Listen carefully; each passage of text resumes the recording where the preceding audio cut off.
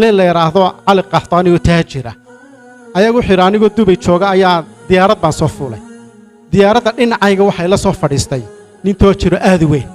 ana markaasaan ganacsiga bilaabay buu yiri ninkii taajirka baa igu yiri magaca hebel baana maxaad ka shaqaysay tijaarada wuxuu ku yiri tijaarada ii macnee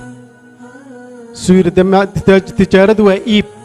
yadaka iyo qof inuu wax ka iibso isla ka iibsado ma habiyo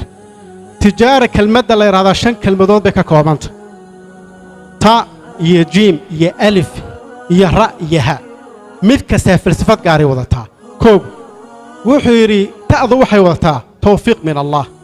ilaahay tijaarada inuu ku waafajiyaa waafajintana waxa ugu horeysaa waalidkaaga inaad samafasho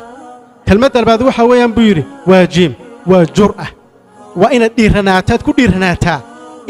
inaad ganacsiga galiso meesha ku habboon oo risk taker aad noqotaa kelmadda afraad waa alifka buu yiri alifku waa udub dhaxaadka wala ugu muhiimsan waa amaana naftaada ah muxuu ahay dadka wax ka iibinayso iyo dadkaagaba ka afraad waa maxay buu yiri waa raada buu yiri raadu wuxuu waa rubayo wayaano waa inaad si degan go'aanka u qaadataa oo go'aanka aanad ku degdegin ood ka fiirsataa marka qaadatana ku dhaqaajisaa ka ugu dambeeyo waa maxay buu yiri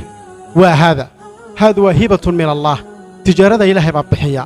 ganacsiga nasiibood ku heli kartaa laakiin fursadka waa inaad raadsataa fursadka markaad qabatana waa inaad ka faa'iidaysataa wuxuu yiri ninkii 5 kelmadood baan qaato imika sanadkii 2014kii wuxuu noqday ninkaasi taladu qaatay ninkii ugu ibdaaca badnaa ugu creativity-ga badnaa dalka Sacuudiga xagga tijaarta marka laga hadlayo